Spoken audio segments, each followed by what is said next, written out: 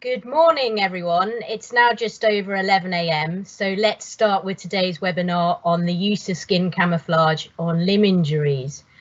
A warm welcome to everyone who has logged on and shown interest. It is great to see that despite the pandemic, people are still taking the time to connect. And our aim in holding these sessions is to bring our clients, communities and colleagues together. My name is Lauren Haas. I'm an associate solicitor in the serious injury team, and we deal with brain injuries, spinal injuries and polytraumas. And of course, polytrauma will include burns, which is mainly where today's speaker, Babs Forman, comes in. Before I go into detail on Babs' impressive qualifications, first some housekeeping. This webinar will be recorded and everyone who has registered will receive a YouTube link in the next few days. In terms of asking questions, thank you for those of you who have already submitted questions. We are asking participants to do so during the webinar via the Q&A button on your taskbar. Any questions which we don't get around to can be sent to an email address which we'll give you towards the end of the webinar. There will also be a quick feedback questionnaire link. And I'll provide you with details for Irwin Mitchell's Coronavirus Hub at the end of the webinar too. So on to our fabulous speaker, Babs Forman of Skin Confident. Skin Confident was founded in 2016 by Babs, who is a makeup artist and camouflage specialist. Babs will no doubt give you some background to her journey, but it may be of interest to know that she used to be a fully qualified solicitor and then retrained. She currently runs Skin Confident and teaches skin camouflage at a medical teaching facility. She also won the Best Customer Service Award at the Best Business Women Awards in 2019 and was selected as one of the 100 inspirational women for 2016 by the BBC. It's all very impressive indeed. So without further ado, over to Babs. Thank you so much, Lauren. Well, first of all, for the invitation and for that glowing introduction. And thank you to Irwin Mitchell for hosting me. It's an absolute pleasure to be here. Thank you to everyone who's decided to join us today. So yes, my talk today is on the use of skin camouflage. It's really intended as an introduction. One of the things that I kind of struggle with most is the lack of awareness around skin camouflage. So people don't know that it exists at all, and those people who may benefit from it aren't even looking for it. Hopefully this will just be an eye-opener. It's a seed of something that you can add as a feather to your bow in terms of rehabilitation. So just before we start, just to mention that all of the pictures that you will see today are pictures of my clients taken by myself generally. This is a professional photo. I did do a couple of professional pictures, but generally it's just kind of on my camera phone at the end of a consultation to really depict to you the reality of what it looks like in day-to-day life. None of it is trickery, none of it is magic. I don't want to show you kind of perfection when it's not there, but it's to give you a real sense of what's possible. And yes, just maybe a point of interest, the legs that you can see may not be an injury that you necessarily deal with, but maybe quite interesting. This is in fact a case of self-harm. May not be, obvious immediately, but it would have started off as a kind of legitimate mosquito bite or something similar, and then turned into a case of compulsive picking. And so you can see what a difference it's made there. So today's talk really is split into three broad sections. The first is the basics, kind of an overview of what it is, how it works. Then I go more into the art of skin camouflage in a bit more depth and really talk about kind of case studies and sharing results. And then I may run out of time a little bit, so the kind of end I might skim over a little bit more because it's probably not relevant to all of you, but it's more about the expert witness report side of things, so more relevant to the solicitors amongst you, and a bit about my background. Okay, so let's get stuck in. This is a burn that you can see there on this young lady's leg. Despite its appearance, it's actually quite old and mature, so it was a good couple of years old, that scar, although it looks quite raw and fresh. And this was a young girl who spilt burning oil down her leg while she was waitressing. She was 17 years old. You know, she was quite keen to be able to continue to go out and wear skirts and dresses and things as you would expect, without people asking her questions or staring all the time. So that's what we did for her. So let's get into what is skin camouflage. There isn't an accepted dictionary definition. There are very few of us that do it, let's be perfectly honest. It's not a hugely widespread discipline. But it is the use of kind of specialist paramedical products. So the aim is very much to support the medical industry. And the best definition that I've been able to find is by the British Association of Dermatologists, which I'm just going to read through quickly. Skin camouflage is best described as the application of highly pigmented creams that are designed to effectively mask skin discoloration and or scarring. The products are matched to normal skin colour and are significantly different from ordinary cosmetics. So the point there really is, it's in the name, it's camouflage. So the way to think of it is nearly like a chameleon who changes his colour to adapt to his surroundings. The chameleon doesn't disappear. That's very important. The scar hasn't disappeared. It's not actually being treated or cured or removed in any way, and that's quite an important point for kind of expectation management. The aim of the skin camouflage is really to trick the brain, so to remove any triggers that would cause kind of that little subconscious shock to your brain, so that people would actually look to the area and get drawn to that area. So all of that is removed, and therefore the brain doesn't register that anything is different, even if it's not 100% concealed. So that's very much kind of the idea behind it. So one of the points that I wanted to pick out there is, that it's different to ordinary cosmetics. So here I'm just going to look into the differences between the two. The purists, the skin camouflage purists, really would not want me mentioning makeup in the same breath at all as skin camouflage.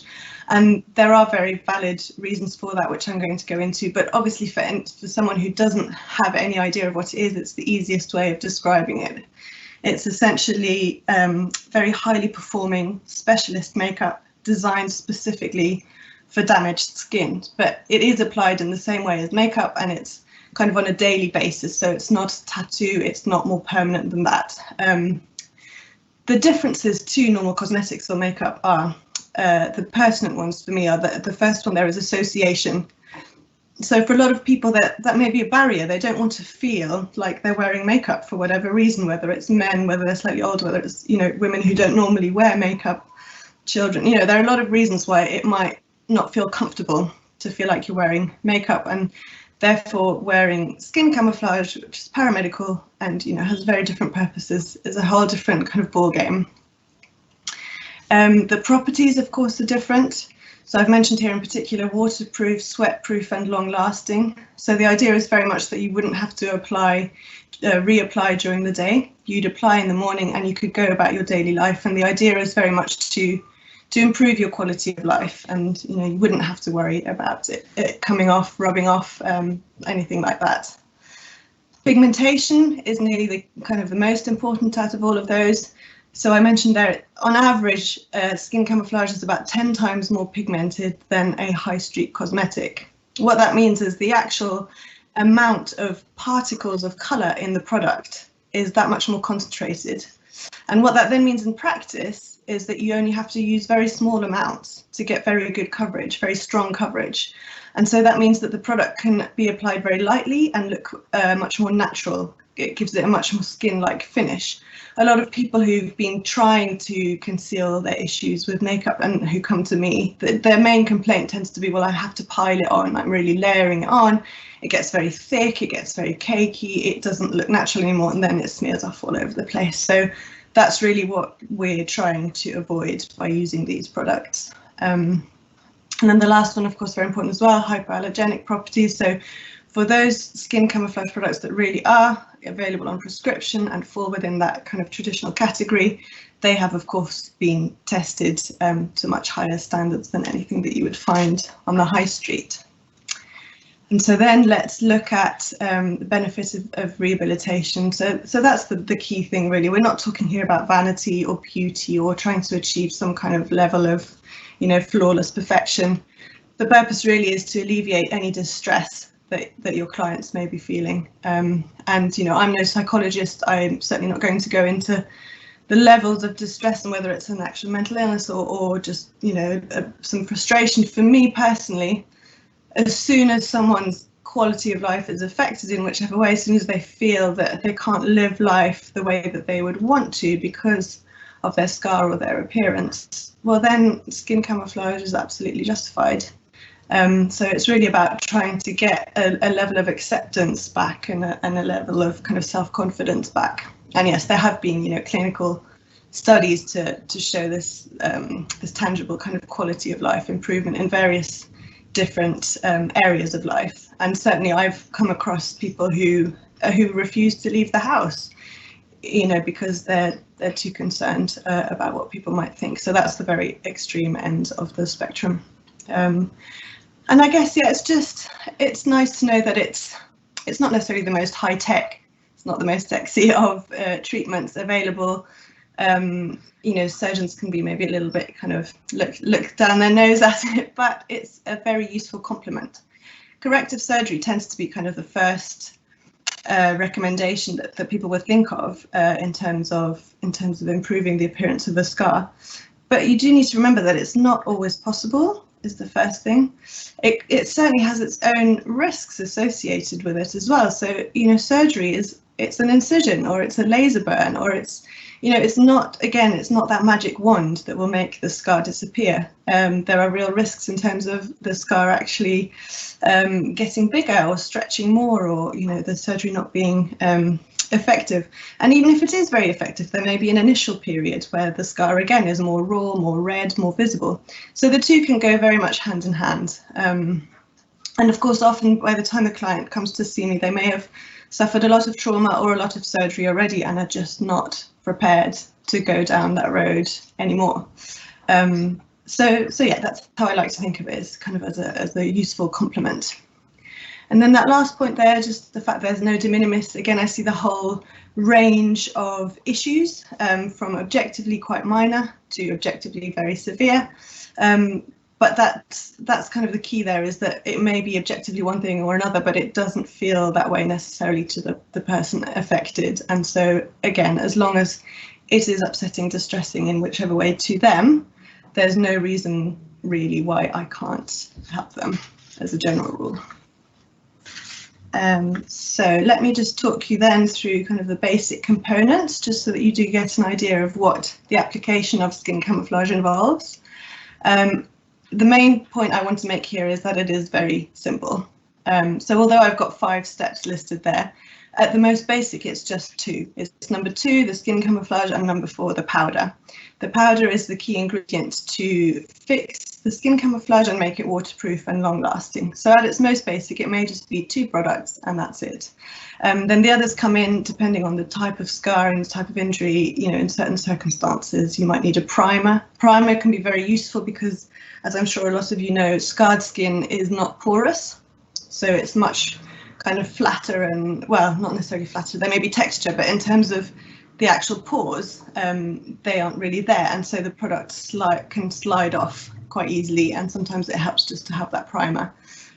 Makeup Blend is a nifty product that turns the consistency more liquid. So if you're dealing with a larger area, that might be useful. You can turn your product into a liquid that's more easily kind of spreadable over a large area. And then the setting spray is another kind of additional layer of protection that you could use, say, at the beach, or if you were really going to be using the products in a kind of sporting setting. So, and that's really kind of the maximum, I'd say. So you can see it's actually not very complicated, and most people will be able to use just a brush or a sponge or even their hands. And it's not complicated. It can easily be incorporated into a daily routine. The fact that you have to let the powder sit for 10 minutes means that it's likely to take maybe 15, maybe at most 20 minutes. But during that time, you could go off and brush your teeth or do something else. So the reaction I generally get from people is that they were worried that it would be too complicated and too time consuming, and that they wouldn't have the capacity to do it, but generally that they are positively surprised. And then this is a slide just kind of showing you the products, just so that you can kind of visualize a bit more what it actually means. You can see the powders there.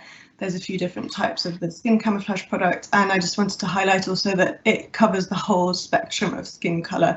Obviously that's skewed a little bit towards Caucasian, but actually the full range absolutely is there. And unfortunately, people still always ask me, you know, are you experienced with this kind of skin tone? Do you do darker skins? You know, I get it all the time, and the answer is, you know, absolutely, resolutely, of course I do.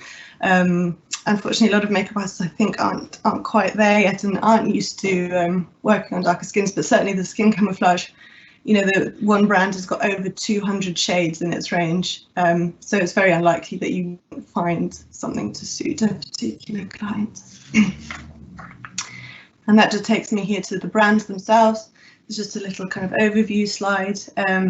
You can see there's not a huge range of different brands, and there are some which are those more traditional ones I mentioned to you. They would be Veil, Dermacolor, Keramask, and Covermark. They're kind of the basic ones, and then the others come into it. They do kind of cross over a little bit from a more cosmetic side. Vitiligo, as you can imagine, has been developed for vitiligo.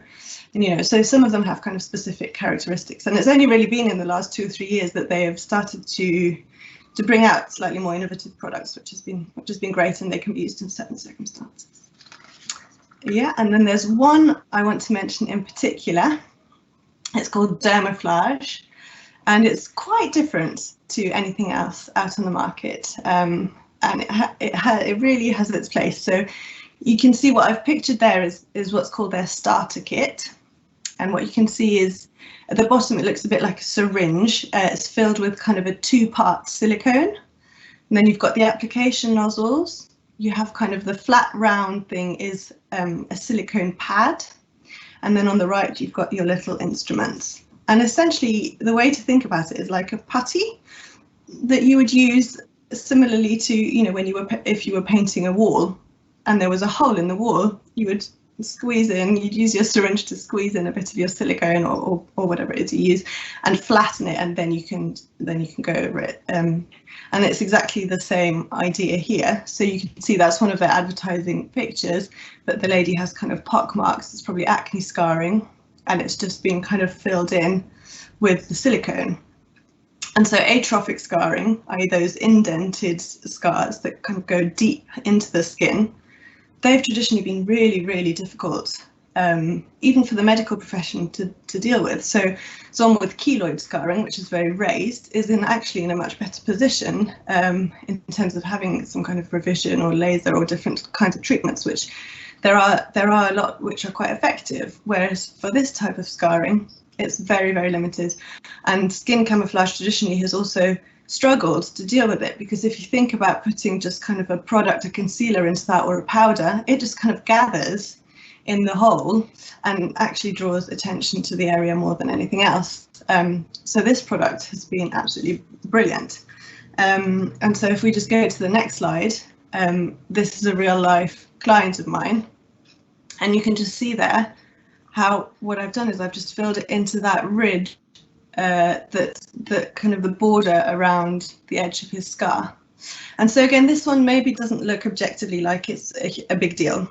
The backstory is that he had a miraculous recovery from essentially his entire tip of his nose being sliced off by a kind of a large metal sheet while he was at work in a factory. And, you know, the whole flap kind of came off his nose, and of course that was very conspicuous, very distressing to him, and for a long time, you know, it was very noticeable as it was healing. And then, like I say, miraculously, I don't think anybody expected it to end up looking like this. There's not even any pigmentation issue, really. It's really just that kind of slightly indented border. But to him, because he'd had such a long period of a very noticeable scar at the end of his nose that there was nothing he could do about, he was very conscious of it.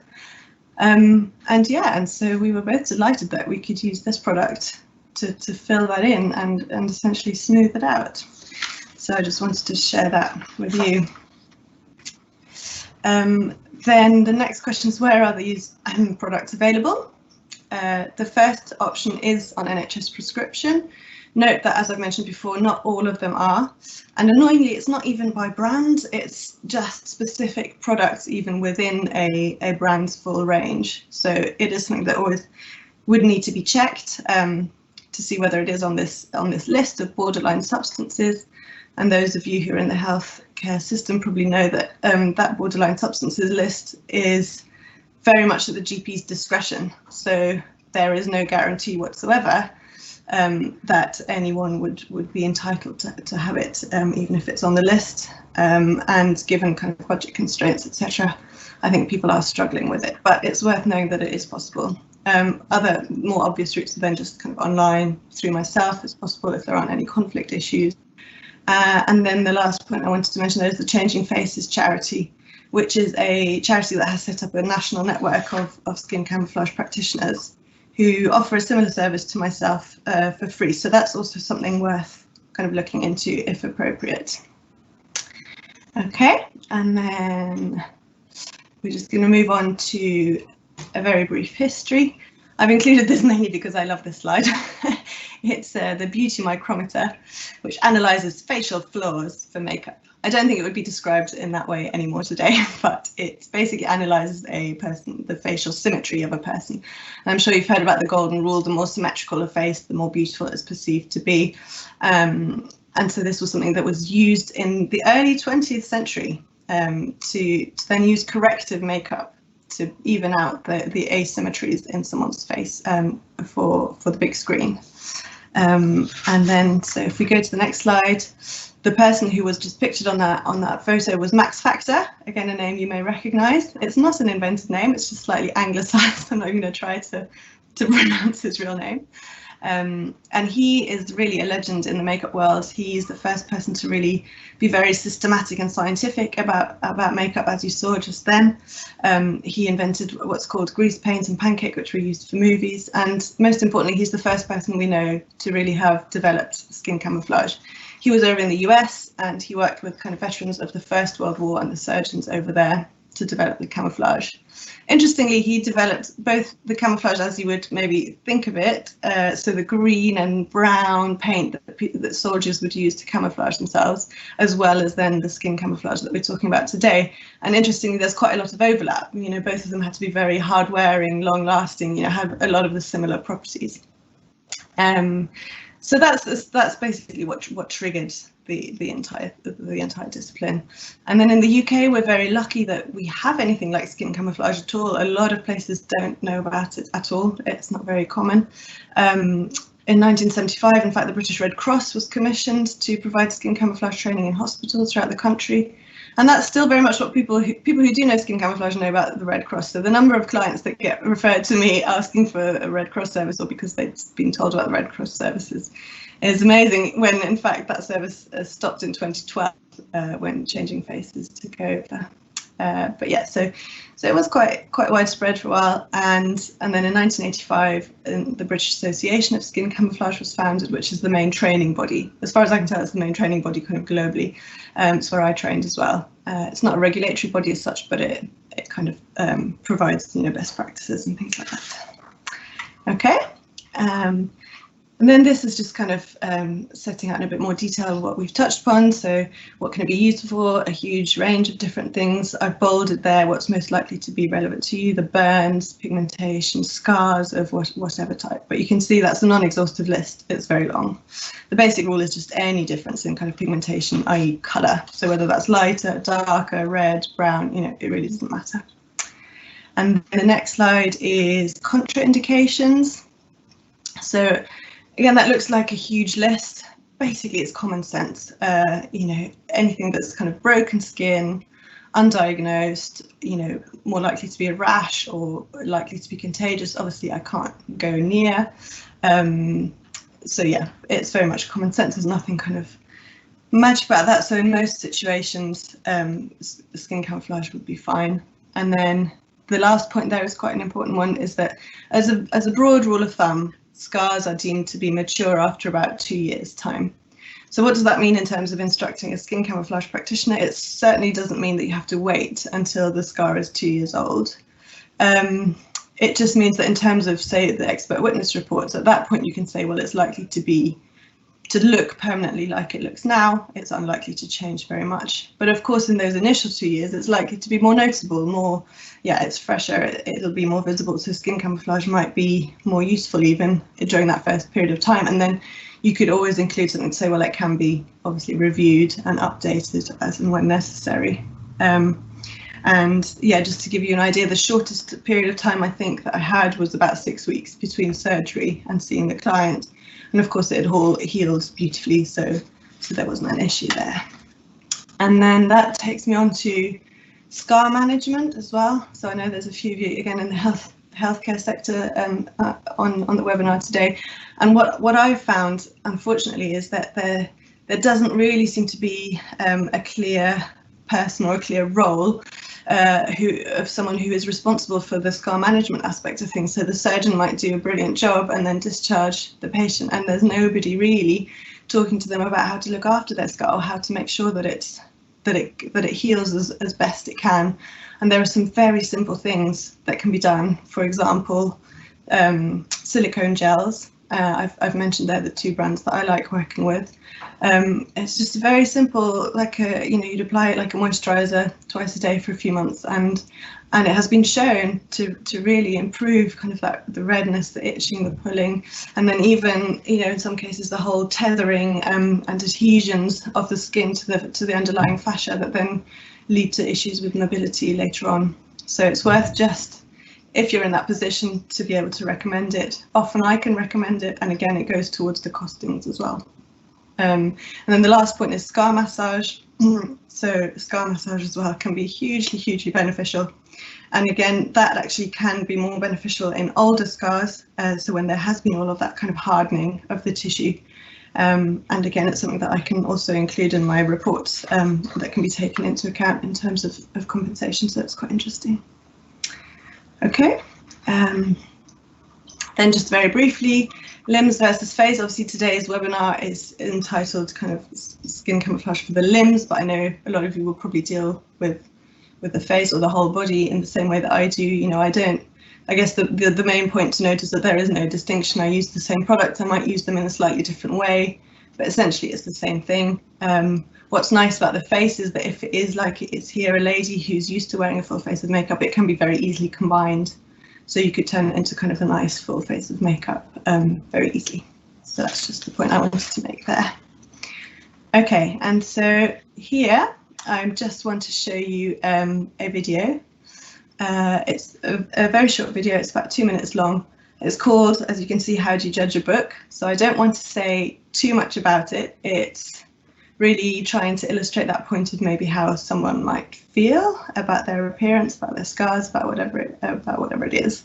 So I will just sit back and be quiet for a couple of minutes and I'll let you watch the video. I hope not too many of you have seen it.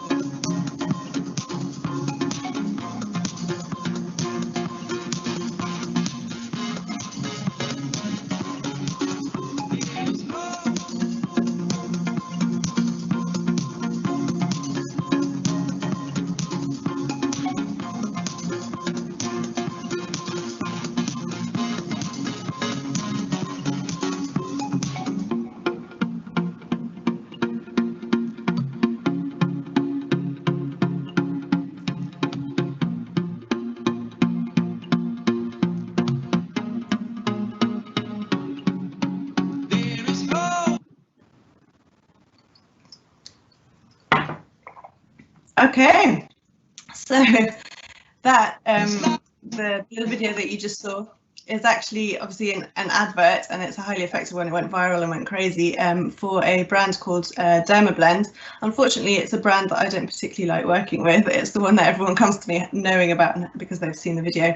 But you can see, well, how effective skin camouflage is, just how much coverage it provides. You did not see those tattoos at all, you know, once he was covered in skin camouflage, although they're basically black. And the second point that really was the key message there is, you know, you would have reacted very differently to that guy, Zombie Boy is his name, if you'd seen him first looking like a living skeleton, as opposed to seeing him looking like an inverted comma, you know, normal, or, you know, it's more standard type person.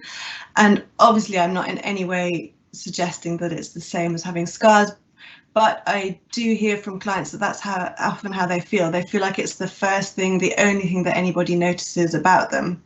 So it's not even so much how they feel themselves about their appearance. It's more the concerns that they have about how other people will react to them or have reacted to them. You know, it's anything from stares to questions, assumptions, judgment, you know, the whole range that they just don't want to have to deal with strangers necessarily, or in a situation where they're meeting people for the first time. So that video I just wanted to use to really kind of highlight that point. And then we move on to the second part of the presentation, which I've just called the art of skin camouflage.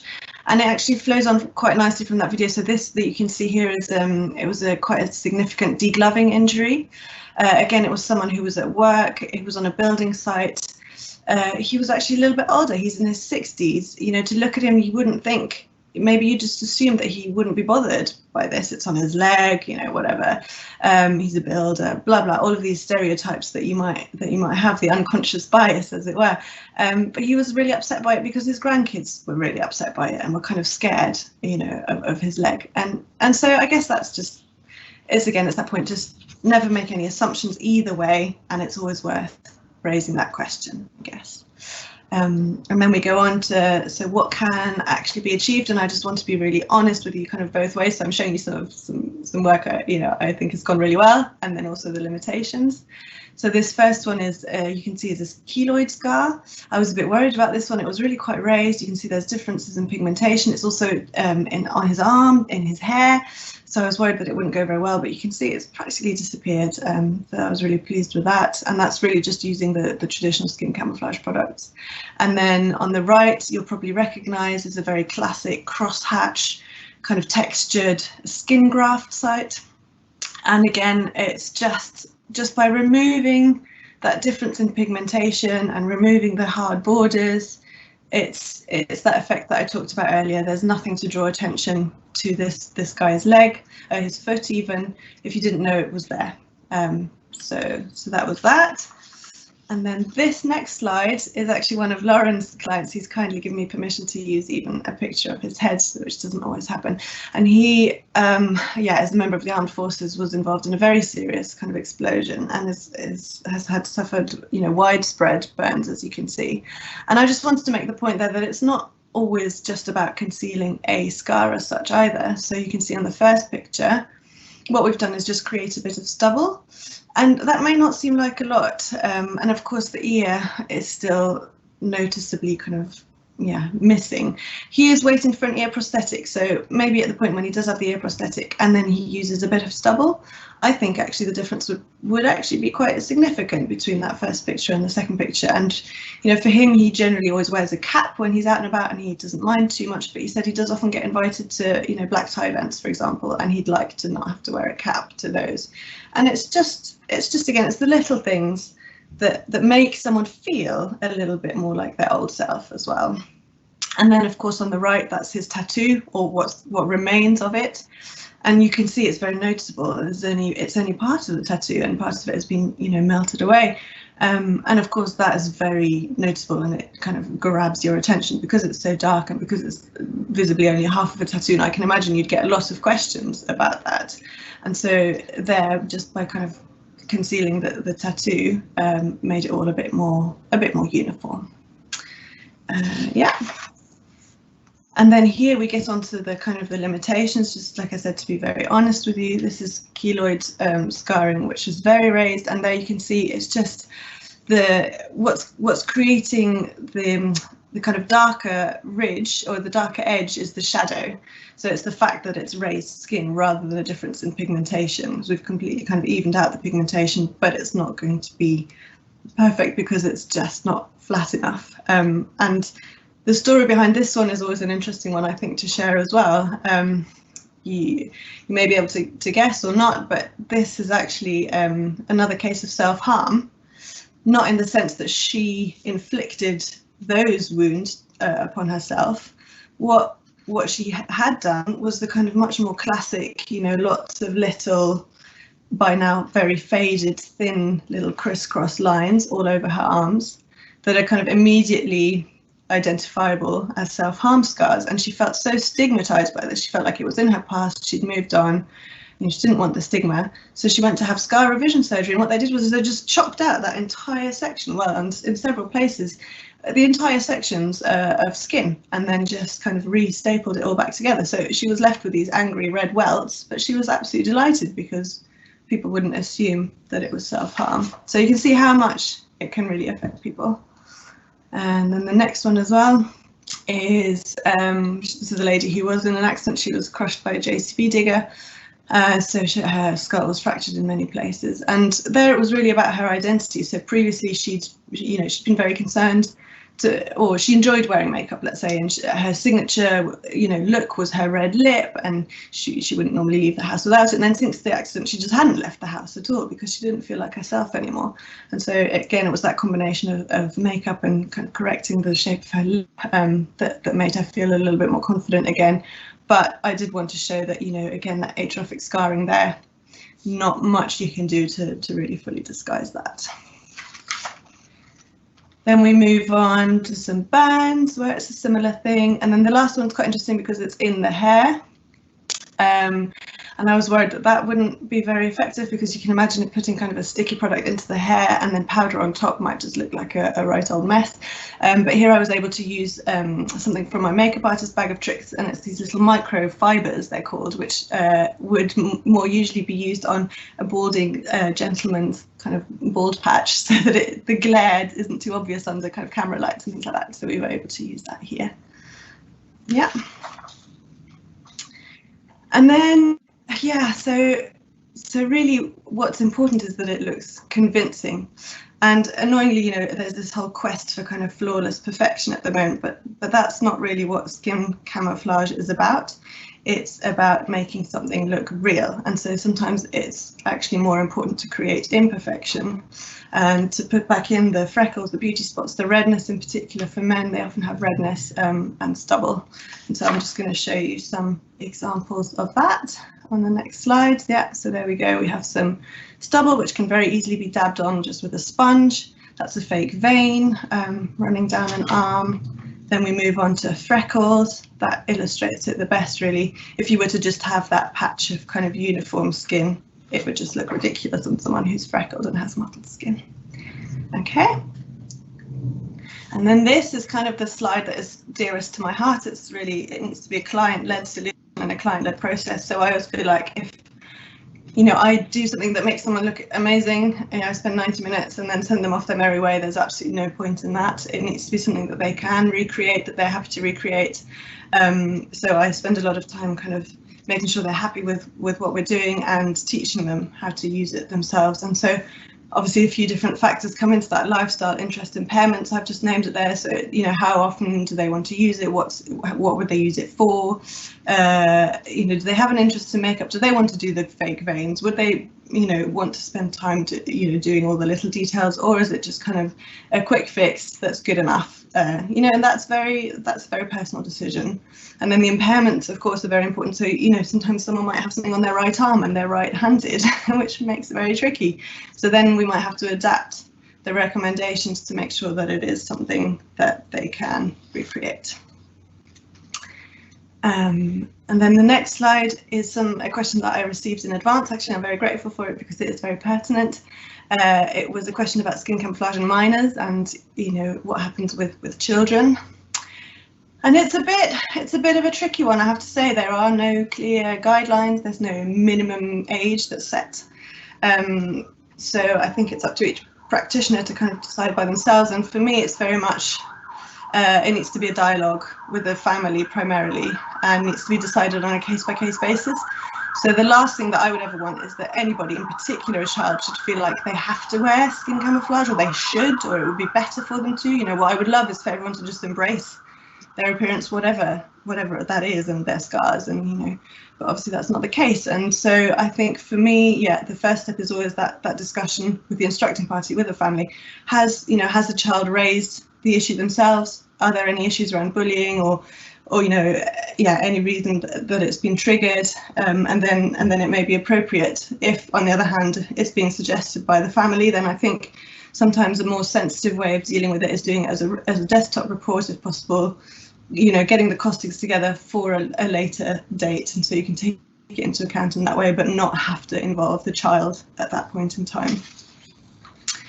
Okay, and then, yeah, this is just a little bit about the impact. So it's been life-changing. So it's such a small little thing, but it can have a big impact. So that's some lovely words that I received once.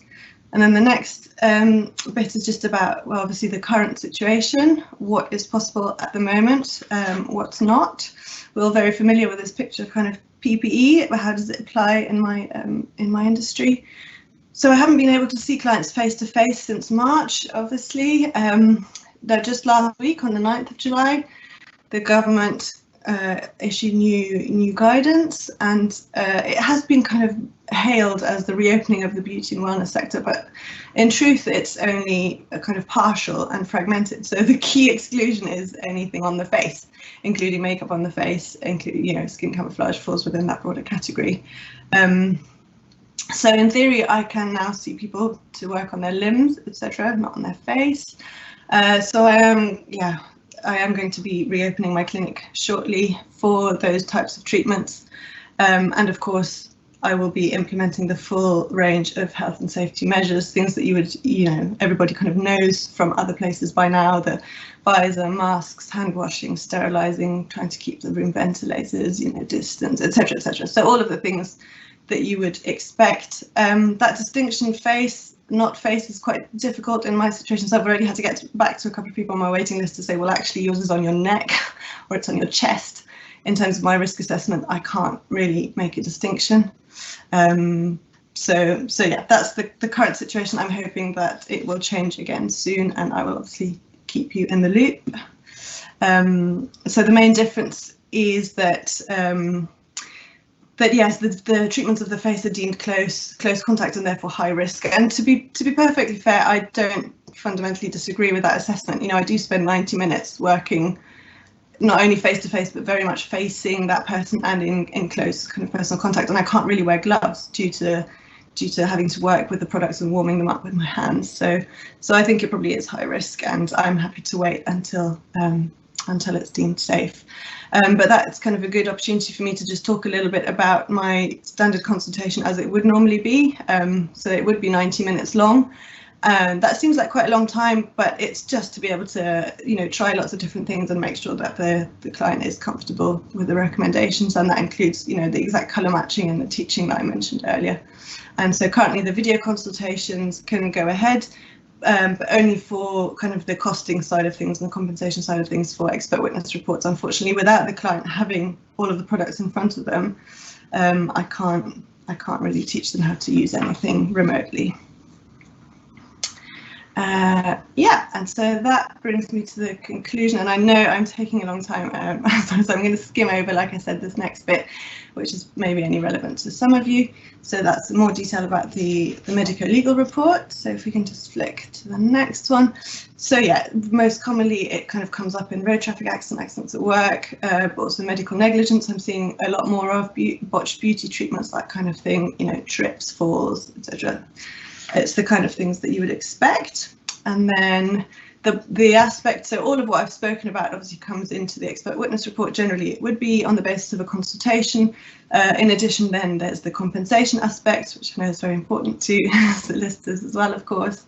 So yeah, in that context, scars are generally permanent, so it tends to be a lifelong cost, a permanent cost, which I break down on a monthly and an annual basis, so it's very easy to then calculate. And it includes not only the skin camouflage products themselves, but also things that might be needed for their application and removal, etc. Sunscreen needs to be the right kind of sunscreen so that it's compatible. So it ends up, you know, adding up quite a lot. You know, I've put in there one quote, you know, feedback. It does tend to be multiple thousands of pounds if you think about, you know, what that is over the course of a lifetime. Yeah, and this we've kind of spoken about the types of injuries, so let's move on. This is just kind of my contents page of a medico legal report. I'm sorry, it's probably too small for you to see, but just so that you know, there's kind of a background section, and then some detail on the consultation itself. So I'll give exact measurements and description of the scar, the way it looks now, and then also include a section on the claimant's desire. So what have they told me about wanting skin camouflage? How often do I think realistically they might want to use it, and in what situations? And so it's just worth saying that my consultations are a lot more kind of intimate, I guess, than a standard medical consultation, because they're so long and because people are sharing things with me that they don't normally share with others. And so often quite a lot does come out, and it's quite valuable then in the context of a report to include that. And then of course my opinion, so that's breaking down the products and the recommendations in detail. Yeah, and then this is just a bit about me, but I mean, like Lauren mentioned, I'm not going to go into detail now. I was a qualified solicitor. I was at the city working for Alan Novi, and then I went to the European Commission, and it was all very interesting, but I felt like I wanted a bit more of an impact kind of on real people, and so I retrained as a makeup artist and then specialised in skin camouflage, which is the next slide. Yeah. And then King's College London is where I currently teach, so that's that last slide up on there. And then if we go on, yeah, just some affiliations and accreditations, just to reassure you that I am kind of qualified to be here speaking to you and giving you my opinions, I guess. That's feedback. That's actually someone from Irwin Mitchell, one of your colleagues, so it's all legit. And then I can see, I think, that a question has come in about prosthetics. So if we just flip to the next slide, just very briefly, I am kind of doing a collaboration at the moment with Guy's Hospital, which is super exciting for me, on the use of skin camouflage in combination with prosthetics. And it's a little bit experimental, so neither of us really knew how it was going to go, whether it was going to be worth pursuing. This is actually a terrible picture. This is the one that isn't one of my pictures at all, and it's nothing to do with Guy's Hospital. I found it online. But you can see there the prosthetic doesn't really match this poor guy's face in any way, shape or form, and the eyes are the wrong and all these things. But, so in that situation, I would be able to colour the prosthetic kind of retrospectively to make it match better. And most importantly, what I'd be able to do is I'd be able to address that the skin flap, which, you know, is very often used in that type of situation, the type of surgery. So it would leave a skin flap, and then by removing that, and just by removing that, the prosthesis also becomes less noticeable. So we had someone, for example, who had a brilliant prosthesis, but he felt like the scarring all around it was just like big, you know, arrows pointing at it, and therefore he didn't feel comfortable. And then once we've been able to camouflage that, it all kind of worked better as a whole. So so yeah, if we just flick forwards, all right, that's a video, but we won't show you that. And the next one. So the next slide. Yeah, there we go. So that just those were the first kind of experimental pieces that I was working on, just to show you that yeah, the effect on the prosthesis as compared to with camouflage and without camouflage. Okay, and so that brings me to the end. I'm just leaving you with a quote there by the British Association of Skin Camouflage, again, which just goes to that point that it can be small and insignificant to an outsider, but that's not necessarily how it feels for the person in question. And so my role is really to help clients, yeah, have a little bit more confidence again, and that's what I love doing. So thank you for your patience. I know I have gone on a little bit longer than I should have, But thank you for your patience. I hope that was helpful. And I think we're now going to go into some of the questions that have been coming through during our session. So I'll hand back over to Lauren. So thank you very much for that genuinely fascinating insight into skin camouflage and what you can do. Let's go straight into the first question, which is, would skin camouflage be appropriate to blend the join point of an amputated limb to the prosthesis? Yeah, perfect. And that goes to what I just kind of showed, those last couple of slides that I was showing. So yes, potentially that is possible. We now know this. Quite how long lasting it is on the prosthesis, we don't know yet, because we haven't got those kind of long-term results that have come back in yet. But what I would do is I would kind of show the patient in question how to apply it to the prosthetic as well, to the prosthetic piece. And so hopefully they could then top up as and when necessary at home. But yes, that is something that would be possible. Perfect. Next question. What brand do you recognise for tattoo removal? I have a client who, as a result of his injury, will need to retrain, but is concerned about his visible tattoos and the impact this will have on him obtaining client-facing jobs. Okay, yeah, so as you can see from some of the photographs there, it is very possible to hide tattoos with the skin camouflage products. The one that's probably most likely to be useful is the DERMAFLAGE brand, just because it's quite a thick product and it has the largest range of colours. What you would have to do for a tattoo is use a combination of two. That's generally always the case. So you have to use one colour correcting product first to neutralise the really strong kind of inky tones that are either black or blue or red or whatever the tattoo is. Neutralise those and then go over the top in a kind of a flesh tone that matches the client's skin. But it is absolutely possible, and yes, derma colour I think would be the first port of call to try.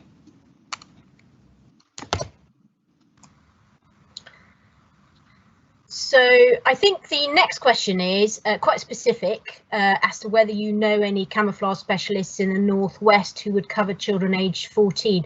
I suggest we deal with that via email.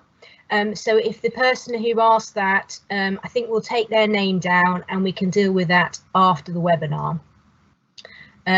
Okay, in terms of other questions, there was a question as to whether or not you could do running or outdoor sports with camouflage makeup on. Is that robust enough to withstand that sort of activity?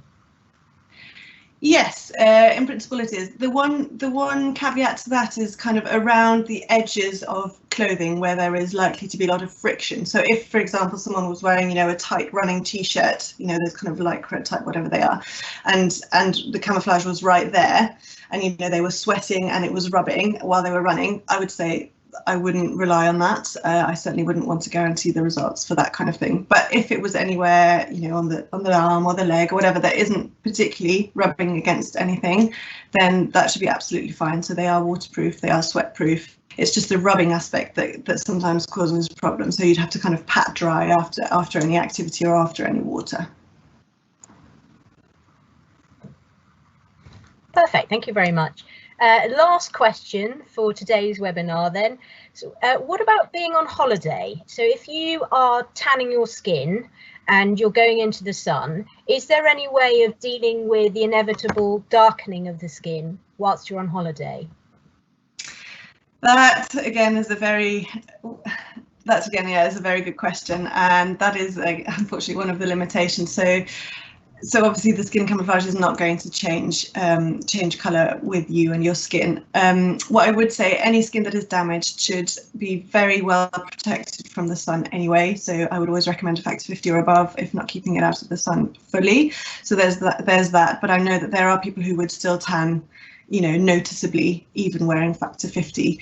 So that is a question that I would always ask in a consultation. And if someone did say, well, I am likely to tan, I do like going on holiday, blah, blah, blah, it's an issue, then what we might try and do is find a combination of two products at the outset, one lighter and one darker, so that they could then have kind of a bit of a range and use the lighter product for the winter months, darker product for the summer months, and blend in between as and when necessary. So that is an option. Yeah.